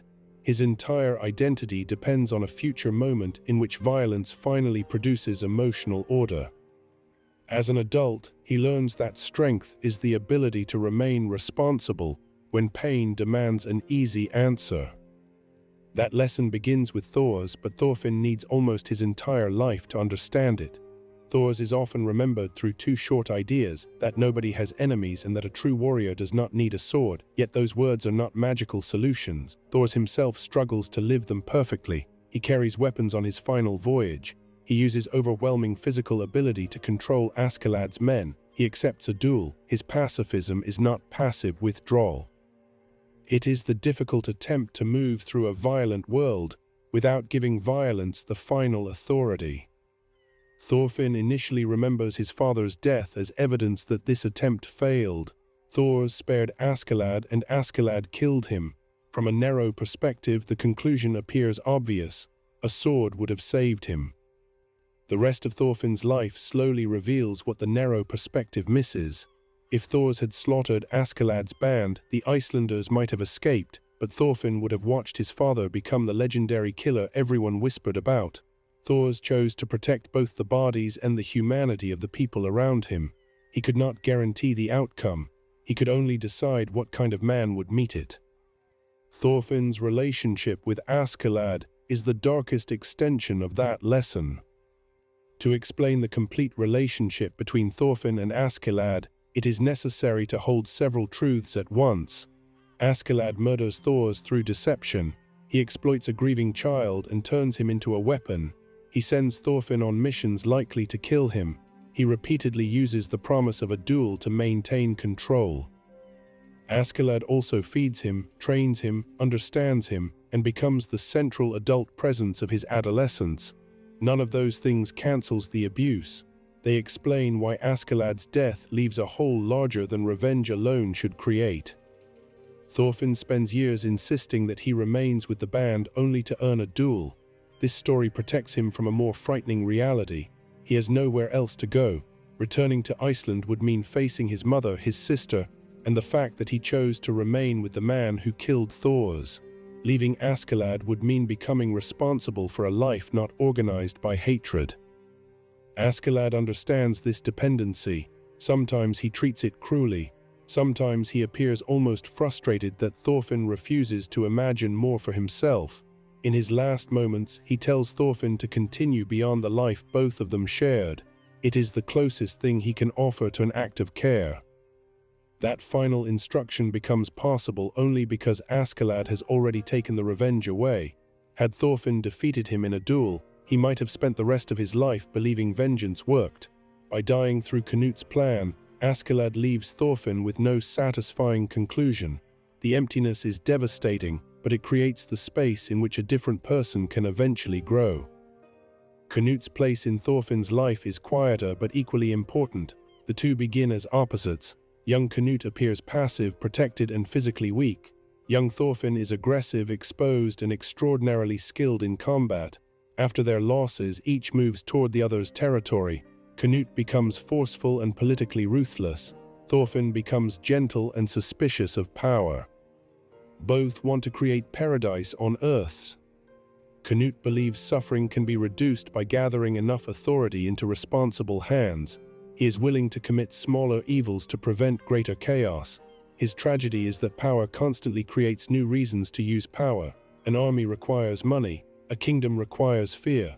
Rivals must be removed before they can become threats. The tools intended to build paradise begin shaping what paradise can mean. Thorfinn believes peace must be built outside the logic of domination. His tragedy is that leaving power behind does not mean power leaves him behind. Arnheid village still needs leadership. Settlers still disagree. Weapons still appear. The community still affects people who never consented to its creation. Their approaches fail in different ways, yet neither man is presented as foolish. Canute's kingdom can protect many people Thorfinn cannot reach. Thorfinn's example preserves a moral possibility Canute's system cannot contain. Their meeting on Ketil's farm is powerful because neither defeats the other. They recognize that the world may require more than one imperfect attempt. Einar gives Thorfinn something neither Thor's nor Askeladd could provide: equality. Thor's is a father whose wisdom Thorfinn receives too early. Askeladd is a manipulator whose lessons are hidden inside exploitation. Einar stands beside him. They begin as slaves doing the same work under the same conditions. Einar does not need Thorfinn to become a legendary warrior or symbolic leader. He needs him to help remove a tree stump before winter. Their friendship restores scale to Thorfinn's life. Revenge had made every day a step toward one dramatic moment. Farming teaches him that a meaningful life can be composed of small repeated actions. Food grows because someone returns to the field. Trust grows for the same reason. Einar also prevents Thorfinn's redemption from becoming self-centered. Thorfinn could have spent the rest of his life suffering over his crimes and mistaken that suffering for goodness. Einar pushes him toward responsibility. Guilt must produce care. Regret must become action. The dream of Vinland belongs to both of them because one understands the guilt of the perpetrator and the other understands the grief of the victim. This is why their disagreement in Vinland hurts so deeply. Einar is not a follower abandoning Thorfinn's philosophy. He is a co-creator defending his interpretation of their promise. To Thorfinn, preserving life requires leaving. To Einar, preserving meaning requires refusing to lose another home. Neither position is empty. The tragedy is that the world gives them too little time to reach a shared answer before violence forces immediate decisions. Einar's death could be read as proof that Thorfinn failed him. The man who promised a land without war brings his closest friend to a war in Vinland, but Einar's influence does not end at the grave. The wheat survives. The knowledge of farming passes to PLMK. Thorfinn returns to his family carrying the understanding Einar gave him. A life can be cut short without becoming meaningless. Hild's relationship with Thorfinn asks a different question. What does a changed person owe to someone harmed by the person they used to be? Thorfinn cannot offer Hild the usual evidence of redemption. He cannot return her father. He cannot rebuild her childhood. He cannot claim that his later kindness balances the earlier killing, as though lives were numbers on opposite sides of an account. Instead, he accepts her judgment. This creates discomfort because Hild's presence means Thorfinn's peaceful identity is never based only on how his friends see him. Einar knows the remorseful slave. Gudrid knows the gentle traveler. Karli knows the father. Hild knows the raider arriving through smoke. All of them know the same man. When Hild forgives him, the moment works because forgiveness is hers to give and was never guaranteed. Thorfinn did not behave well in order to earn a prize. He behaved well because it was the life he had chosen. Her forgiveness is an act of freedom on both sides. She releases the promise to kill him, and he is allowed to accept that carrying responsibility does not require refusing every form of grace. Gudrid teaches him another side of that grace. Thorfinn becomes accustomed to seeing himself as a person who must protect others from his past. Gudrid refuses to treat him only as a penitent. She argues with him, chooses him, and builds a family with him. Her love is not based on ignorance. She knows what he has done and expects him to continue living rather than disappear into apology. Their relationship also expands the meaning of Vinland. The dream is not only a political experiment, it is the place where they hope to raise children without teaching them that violence is adulthood. Carly's presence changes every decision. A principle that sounds noble in conversation must eventually answer a child asking whether he is safe. Thorfinn never finds a way to make safety permanent. No parent does. What he offers Carly is an example of how to respond when fear appears. He tries to show that courage is not the absence of danger and not the willingness to dominate danger. It is the refusal to let danger decide who you become. Leif's relationship with Thorfinn stretches across the entire life story. He is there before revenge, after slavery, and at the beginning of Vinland. Unlike the warriors who shaped Thorfinn through conflict, Leif shapes him through persistence. He keeps searching. Years pass, rumors lead to false discoveries. He even finds another young man called Thorfinn, the person later known as Bug Eyes. Yet Leif does not decide that the missing child is no longer his responsibility. His search becomes a form of faith in the possibility of return. The stories Leif tells in Iceland are the first seed of Thorfinn's dream. At the time, Thorfinn hears only adventure. Later, the same story becomes refuge. This shows how ideas can wait inside a person until experience gives them a new meaning. Even Thorkel has a place in Thorfinn's development. He represents the life Thorfinn might have lived if he had never questioned violence. Thorkel is not tormented by hypocrisy. He loves battle openly and possesses the strength to survive it. His joy makes him strangely honest. Yet Thorkel's freedom is limited. He requires war to feel fully alive. Peace bores him. He can move between kings, armies, and causes because the cause itself matters less than the fight. Thorfinn eventually becomes freer than Thorkel because he can choose not to obey his strongest appetite. When these relationships are placed together, Thorfinn's complete character development is not a solitary climb toward moral perfection. It is a network of people who keep showing him different parts of himself. Thors gives him a principle. Askeladd gives him survival and emptiness. Canute gives him an opposing vision. Einar gives him work and brotherhood. Hild gives him accountability. Gudrid gives him a future. Carly gives him fatherhood. Leif gives him a horizon. Thorfinn changes because he finally allows other people to become more important than the story he tells about his own pain. The most famous idea associated with Thorfinn is that he has no enemies. It sounds simple enough to fit inside a single sentence, but his entire life is an argument about what the sentence actually requires. It does not mean that nobody will try to harm him. Thorfinn is attacked repeatedly after making his vow. It does not mean that every conflict can be resolved through a few kind words. Gardar dies, Arnheid dies, the settlement collapses. Einar dies. It does not even mean that Thorfinn never feels hatred again. His reaction to Floki proves that old anger remains alive inside him. Having no enemies is not a description of how other people behave. It is a decision about the category Thorfinn places them in. An enemy is more than an opponent. Once someone becomes an enemy, their pain begins to feel useful. Their death can be interpreted as progress. Information that humanizes them becomes inconvenient. Thorfinn spent his childhood reducing Askeladd to that category, yet the years beside him kept revealing a person who could not be contained by it. Askeladd was cruel and protective, selfish and sacrificial, Danish and Welsh, a destroyer of families and a son still shaped by love for his mother. None of these contradictions excuse what he did. They make revenge less capable of producing the clean moral world Thorfinn wanted. When adult Thorfinn says that he has no enemies, he is refusing the mental simplification that made killing possible for him.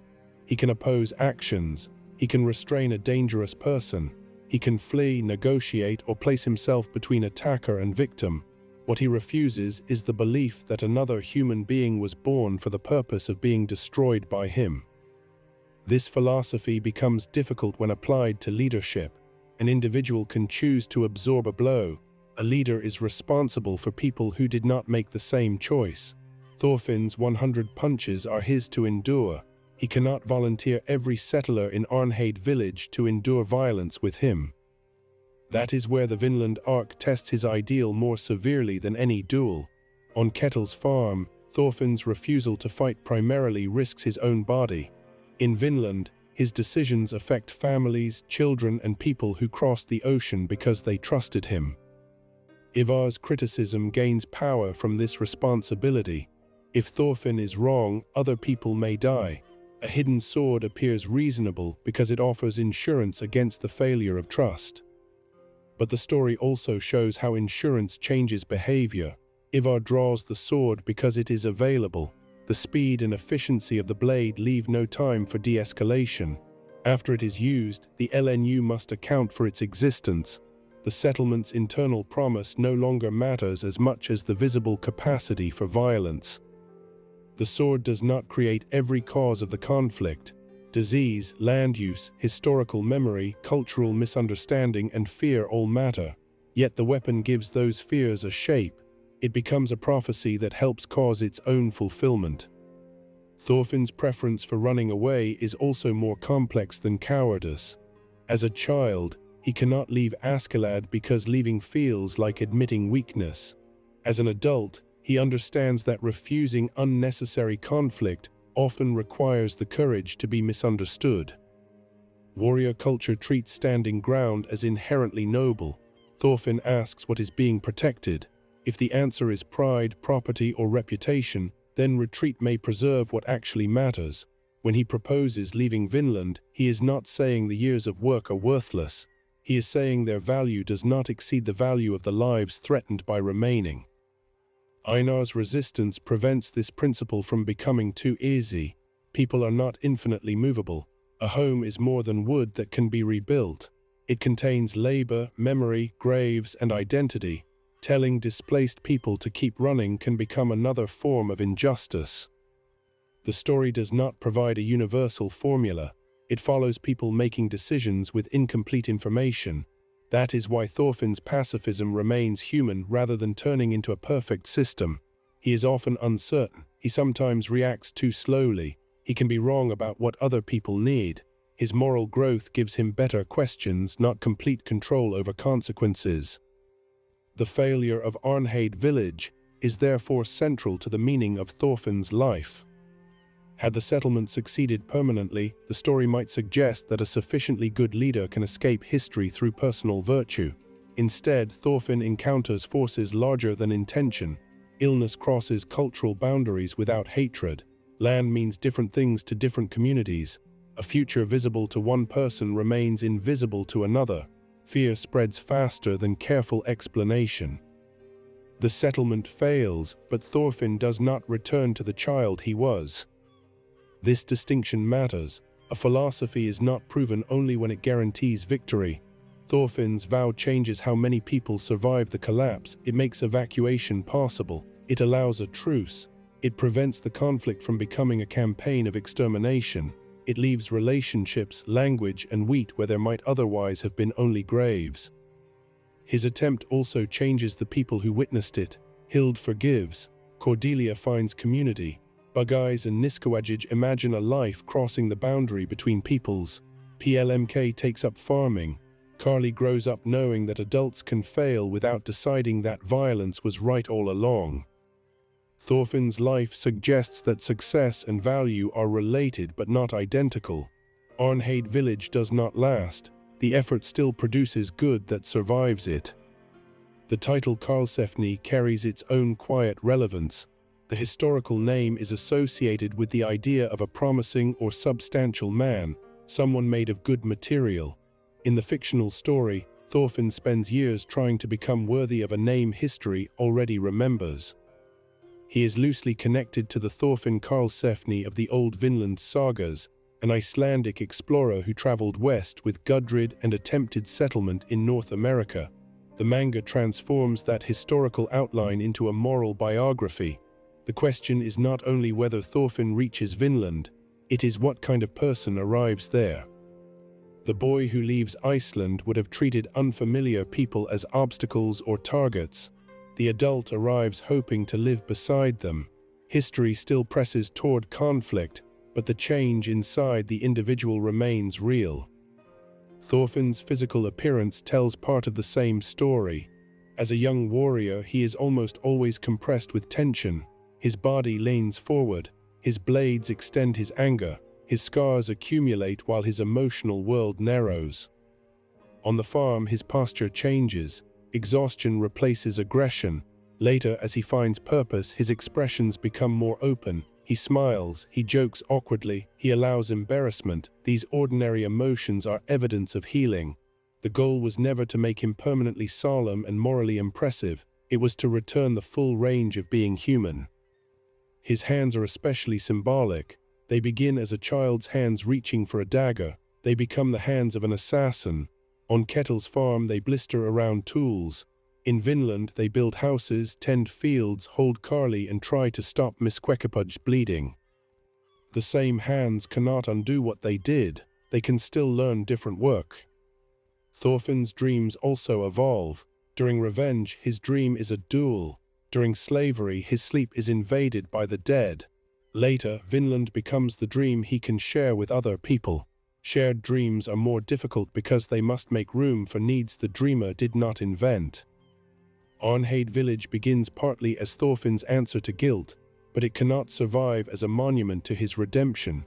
It must belong equally to Einar, Gudrid, the settlers, and the LNU whose land surrounds it. The collapse reveals how dangerous it is for one person's beautiful dream to become another person's approaching disaster. Misquequepud is not the villain who destroys Thorfinn's paradise.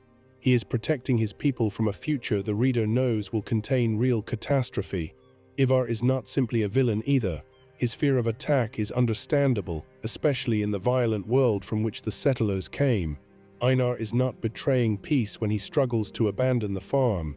Each person is defending something real. The tragedy grows because real values collide. This is one reason Thorfinn's final understanding feels quieter than a heroic victory. He cannot solve every contradiction. He can only refuse to convert complexity into permission to kill. The phrase true warrior changes meaning throughout his life. To young Thorfinn, a true warrior is the person who defeats everyone else. Thorkel appears close to that ideal because almost nobody can match him physically. Askeladd represents another kind of warrior, one who wins through intelligence and deception. Canute becomes a warrior of politics, commanding others rather than fighting personally. Thor's offers a different definition. The true warrior is someone strong enough not to need an enemy. Adult Thorfinn never perfectly reaches that standard. That may be the point. The phrase is not a title awarded after one final test. It is a direction. Every conflict asks him to move toward it again. When he spares Floki, he moves toward it. When he takes Draught's punches, he moves toward it. When he tries to save Misquequepud after the attack, he moves toward it. When he refuses to condemn Einar for killing in battle, he moves toward it by choosing compassion over moral superiority. Even returning to Iceland is part of the same movement. He has to accept a life after the failure of the dream. Martyrdom might appear more dramatic.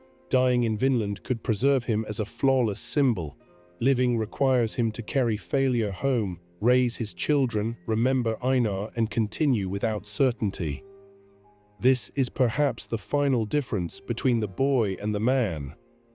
The boy believes meaning exists in one perfect act of revenge. The man understands that meaning must be renewed in ordinary days. Freedom is another word that changes meaning as Thorfinn grows.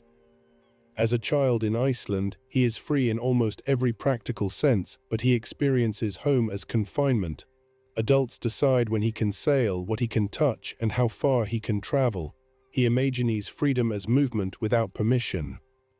After Thor's dies, Thorfinn follows Askeladd by choice, yet becomes less free with every year.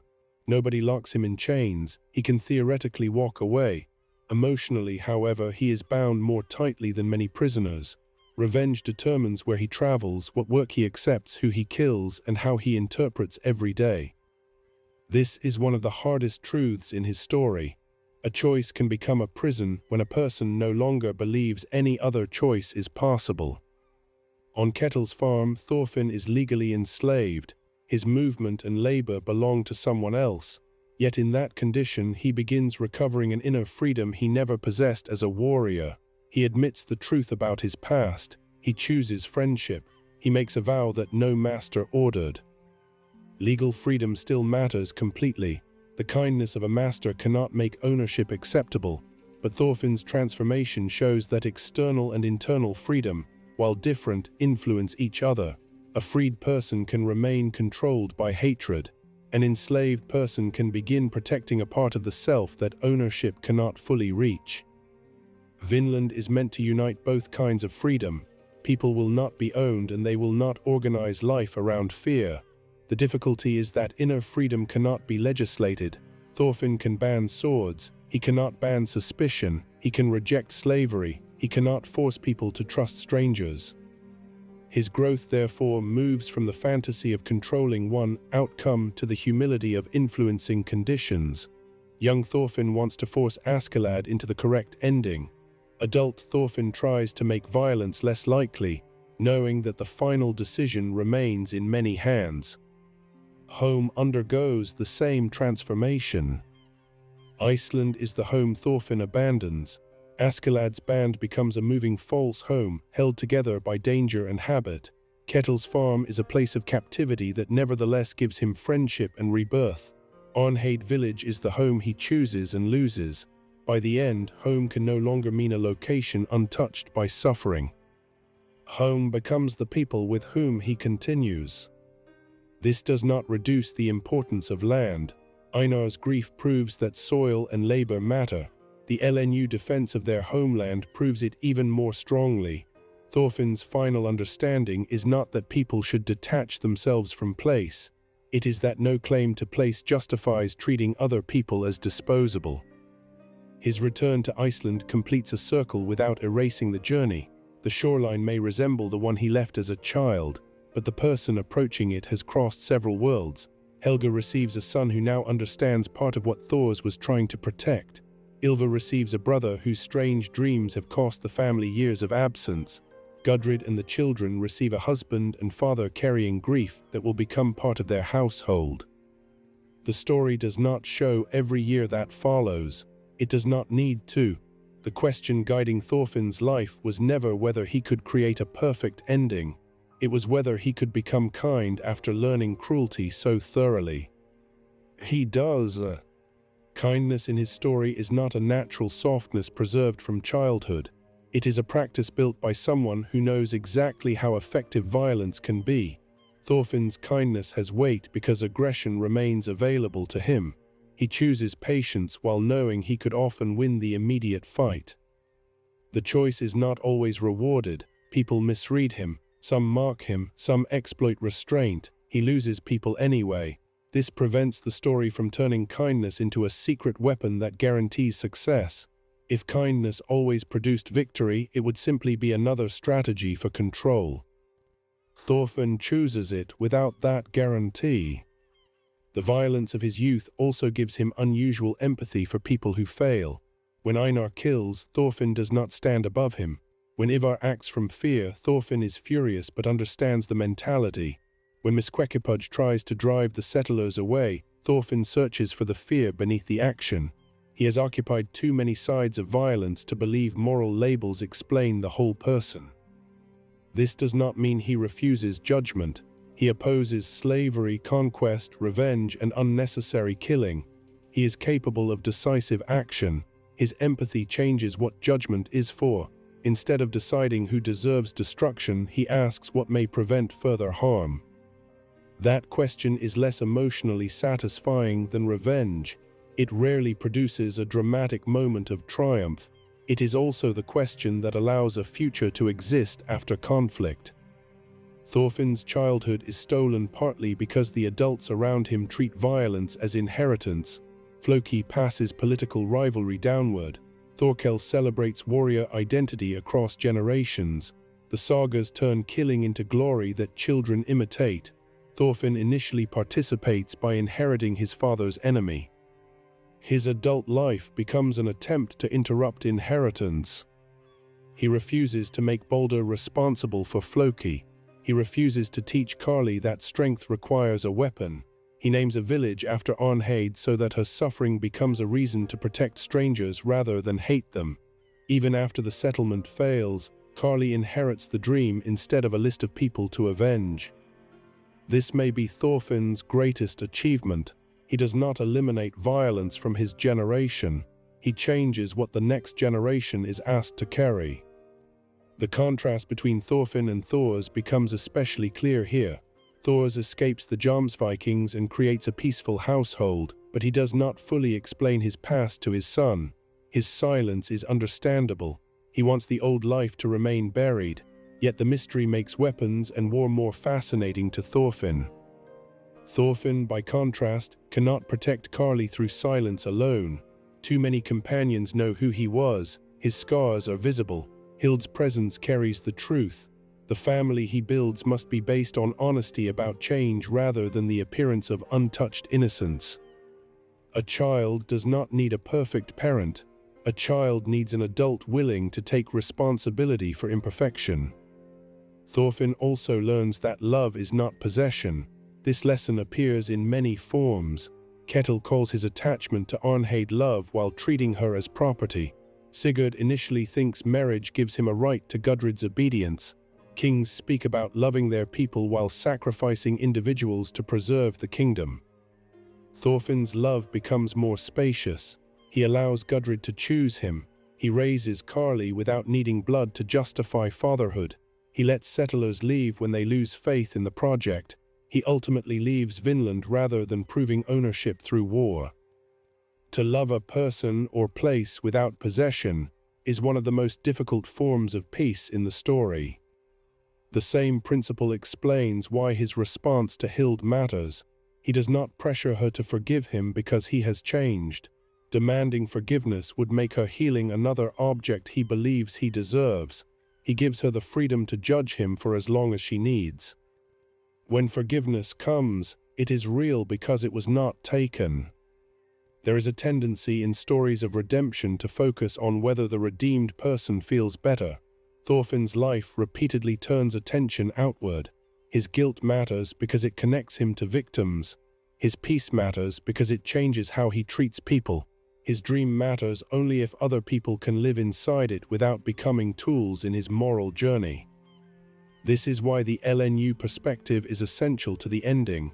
Without it, Vinland could become the final reward for Thorfinn's development, a beautiful empty land waiting for the hero. Their presence refuses that fantasy. Thorfinn is not the center of everyone's world merely because he is the center of the story. Misquequepudge has his own duty, memory, and fear. Niskawajij has curiosity and agency. PLMK has a path that does not exist only to validate Thorfinn. Peace requires recognizing lives whose meaning does not originate with you. The tragedy of colonization hangs over the final arc because the reader knows that later arrivals will not share Thorfinn's restraint. Misquequepudge's vision gives historical weight to his alarm. Thorfinn cannot promise the future into harmlessness. Still, the story refuses the conclusion that good contact is impossible. Bugeyes and Niskawajij learn each other's languages. Knowledge and affection pass in both directions. PLMK tends the wheat. These are small outcomes compared with the scale of future history, but small does not mean unreal. Thorfinn's method has always operated at that scale. He cannot stop every war. He can stop himself from killing one person. He cannot abolish every kingdom. He can build one settlement without slaves. He cannot guarantee that cultures will never collide. He can approach the first meeting without a sword. The scale may feel inadequate, especially when history is enormous, but every enormous history is composed of human decisions made at smaller scales. Thorfinn begins life believing greatness is measured by the number of people one can defeat. His final years suggest another measurement: how much violence can pass through a person without being handed forward unchanged. By that measure, his life is extraordinary. If the boy on Askeladd's ship could have seen the man returning from Vinland, he might not have recognized him. The differences would appear too great. The boy carries 2 knives. The man carries a child. The boy dreams of standing over an enemy. The man kneels beside wounded people from both sides. The boy believes leaving a fight is shameful. The man abandons an entire settlement because no field is worth becoming a conqueror. Yet traces of the boy remain. Thorfinn's determination never disappears. It changes direction. The same stubbornness that kept him challenging Askeladd allows him to endure 100 punches. The same awareness that made him deadly allows him to protect people without killing. The same refusal to abandon a goal carries him across the Atlantic. Redemption does not require him to become unrecognizable to himself. It requires him to place familiar strength in service of unfamiliar values. This is why the entire life story of Thorfinn is not simply a movement from bad to good. As a child, he is not evil. He is grieving, manipulated, proud, and desperate to give his father's death a shape he can understand. As an adult, he is not morally perfect. He can become controlling through responsibility. He underestimates other people's fear. His decisions carry consequences he did not intend. The story respects him enough to allow both stages' complexity. It also respects the time change requires. Thorfinn does not hear one speech and immediately become peaceful. Thor's words remain dormant for years. Askeladd's death breaks his identity but does not build a new one. Einar's friendship, physical work, nightmares, confession, Arnheid's death, and the confrontation with Canute gradually create the person who can make a vow. Even after the vow, change continues. Floki reveals that revenge is not finished simply because Thorfinn declared himself peaceful. Hild proves remorse must survive another person's anger. Vinland proves a personal ethic must face political and cultural reality. Every stage revises the one before it. Thorfinn first believes the opposite of violence is weakness. Then he believes the opposite of violence is refusal. Eventually, he learns that peace is active work. It involves planning routes, learning languages, distributing resources, listening to criticism, limiting weapons, and sometimes admitting that the project must end. Peace is not what remains when nothing happens. It is what people make while many things are trying to happen at once. The field is therefore the perfect image for Thorfinn's life. Soil does not become fertile through one heroic strike. Roots are removed one at a time. Seeds are placed without certainty. Weather cannot be commanded. Other people must continue the work after the original farmer is gone. Thorfinn is a planter more than a conqueror. He plants his father's words in a world that often treats them as absurd. He plants Arnheid's memory in a village. He plants trust between strangers. With Einar, he plants wheat. Some of these plantings fail. Some survive in forms he will never see. This is also why Einar's death does not close the story in complete despair. Einar taught Thorfinn to recognize the dignity of raising life from the ground. In the final movement of the story, that knowledge remains in Vinland. PLMK touches the wheat and receives an inheritance unrelated to conquest. The crop may fall and rise again. Thorfinn's dream behaves the same way. Arnheid village falls. The idea that people can build without slavery, domination, or inherited hatred rises somewhere else. In Carly, in Hild's forgiveness, in Bugeyes and Niskawajij, and in the person listening to the story centuries later. The historical world around Thorfinn does not transform into paradise. Canute remains a king. Armies continue marching. Trade continues to include exploitation. Later voyages will bring devastation far beyond what Arnheid village caused. Thorfinn's achievement is not that he changes all history by himself. It is that history fails to prevent him from changing. The child soldier becomes a farmer. The slave becomes a founder. The killer becomes a father who teaches that nobody is born an enemy. The man who once could not imagine life after revenge survives the loss of Vinland and continues home. That survival matters. People who carry guilt sometimes imagine that suffering or death would be a more honest payment than happiness. Thorfinn gradually rejects that temptation. His victims do not benefit if he destroys himself. The people still alive need him present, responsible, and capable of love. He honors the dead by changing what his life produces. When he looks at his newborn child in Iceland, the moment contains everyone who brought him there. Thors is present in the gentleness Thorfinn finally understands. Askeladd is present in the survival and intelligence he cannot erase. Arnheid is present in the reason the settlement existed. Einar is present in the dream and the wheat. Hild is present in the possibility of forgiveness. Gudrid is present not as a symbol, but as the person who chose to build the next life beside him. Thorfinn does not return empty-handed from Vinland. He returns with evidence that peace can exist, even if it cannot be secured forever. For a season, people from distant worlds traded, laughed, learned words, and worked near one another without war. The ending does not allow that season to last. It also does not allow violence to declare that it never happened. That may be the final answer to the despair that follows failed ideals. A good thing does not become false because it was temporary. Thors lived peacefully in Iceland for years before Floki found him. Those years mattered. Thorfinn and Einar worked as brothers before the war took Einar. Those years mattered. Arnheid village grew wheat before fear destroyed the settlement. That harvest mattered. A peaceful life does not need to be eternal before it is real. And so Thorfinn's entire journey can be understood through the question he spends his life learning to ask. Not, who deserves to die for what happened yesterday, but what can be protected tomorrow. At first he has no answer. Then the answer is Einar. It is Arnheid's memory. It is Gudrid, Karli, Hild, and the settlers. It is the LNU people he refuses to treat as obstacles. Finally, it is the possibility that someone in a later generation may continue the work without repeating every mistake. Thorfinn never becomes the king of a peaceful nation.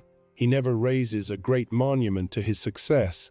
He does something more modest and perhaps more difficult. He becomes the kind person his father hoped he might become. The road there is longer than the sea route to Vinland. It crosses rage, shame, labor, forgiveness, love, and failure. It requires him to lose the identities that once made him feel certain.